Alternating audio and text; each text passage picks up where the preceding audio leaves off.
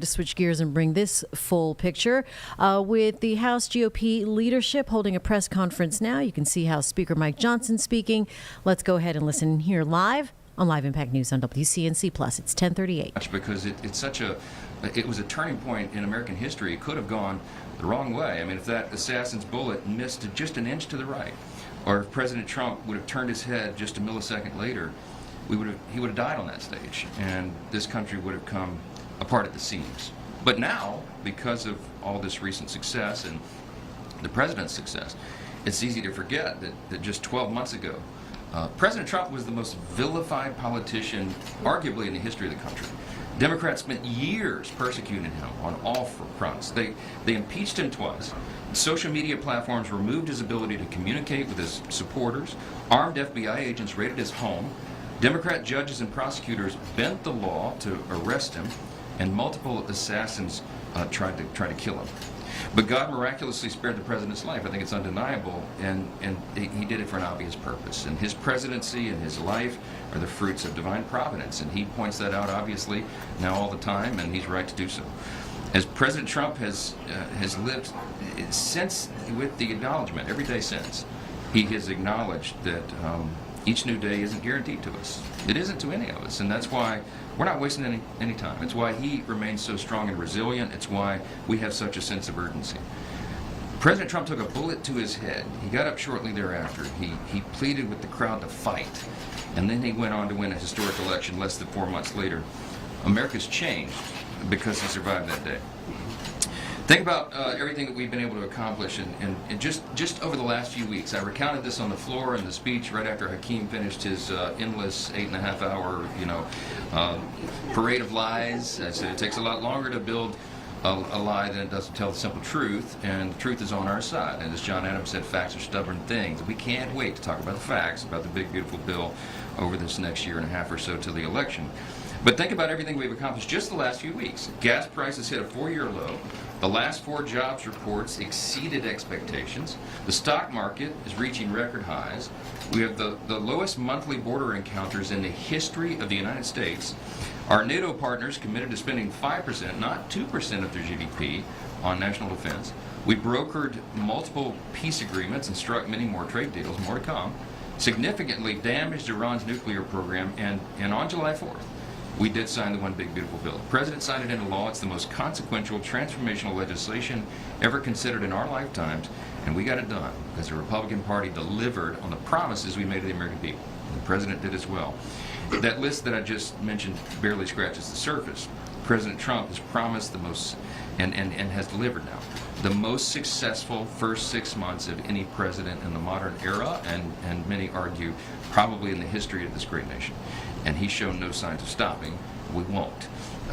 Every citizen in every zip code in every pocket of America will benefit from the Big Beautiful Bill. Just like the Patties explained, you'll hear story after story in the weeks ahead. Last week, my office sent a survey to our constituents. I serve Louisiana's 4th Congressional District, and we sent around a survey to Louisiana families, knowing that they're going to save thousands of dollars now because of the vote that we took on July 3rd. We asked them, how would you use the extra money? And here's some of the responses. James said he's going to use the savings to open a Roth IRA for his family. Janice is an 80-year-old widow. She said she's going to use the savings for much-needed repairs to her home. Whitney is in a retirement home. She's going to utilize the savings to help pay rent. Pamela is grateful for the increased standard deduction and will likely add these savings to a rainy day fund for future expenses. Another constituent named James said he doesn't even want the relief. He said he's going to spend his thousands. He'd like to send it back to us to, quote, use for more plane tickets for people heading back south of the border wall. All right? That's a real response. All right? So many of my constituents said they would use their savings on things like basic needs and bills and debt payment and transportation and home repairs and helping family members and adding to their emergency funds, or some of them taking a well-deserved vacation. You know what? As Jimmy said earlier, it's their money. It's not the government's money, and we're delighted to give it back to them. That's the beauty of the One Big Beautiful Bill, and you can spend it however you please. I know the stories are similar in the other 434 congressional districts across this country. Despite the Democrats' repeated lies about the bill, lower and middle income Americans are going to reap the greatest benefit. Individuals making less than $50,000 per year will receive the largest benefit from the tax cuts. Tipped and overtime workers will see no taxes on those wages. Take-home pay for the typical hardworking American family will increase by over $10,000 a year, and over 50 million seniors will now pay no taxes on their Social Security. This is real. The bill was written of, by, and for the American people. And with President Trump's signature on Independence Day, the American people will finally begin to feel relief. I'll just end with this statement and we'll take some questions. America First is no longer an agenda. It is now the law of the land. And that's what the people voted on last November to deliver, and we did it in less than half a year. So I'll take a few questions. Front row. First of all, Speaker Benny Messina would have been great. So regarding yesterday's Supreme Court order on the Education Department, you've previously been asked whether Congress will assert its constitutional authority and pass legislation closing the department, which of course was created by an act of Congress. When exactly does that moment arrive?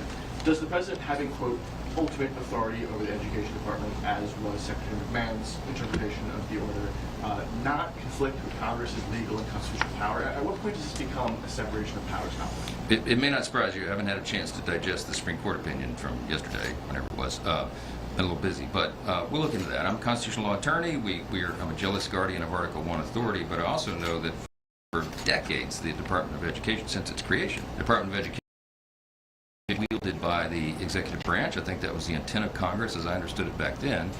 We have a large say in that, but we're going to coordinate that with the White House, where I'm not going to get a vision on how to reform education at the federal level. Secretary McMahon has done an extraordinary job thus far, and we're going to follow their cues on how to do that. If we see that the separation of powers is being breached in some way, we'll act, but I haven't seen that yet. So, yeah. Mr. Speaker, your office has told me the holdup on Congress taking up disaster aid for California is that you're waiting for the White House to send an official request. The President has indicated no interest in doing so, in part because of his tiff, beef with Gavin Newsom, whatever you want to call it. Will you commit to including California in any disaster aid package passed out of the House, whether it be Texas, the Carolinas, regardless of the President's feelings about California? Well, first of all, we wouldn't know how much to commit because there's a process that this goes through. The White House, in every administration and every previous Congress, the White House takes the request of the state. After the calculations have been done, the assessments, there's a multi-step process to this. They take that, they send the request to Congress, and then Congress it goes through regular order and acts upon the request. We just haven't had that in California yet for whatever reason.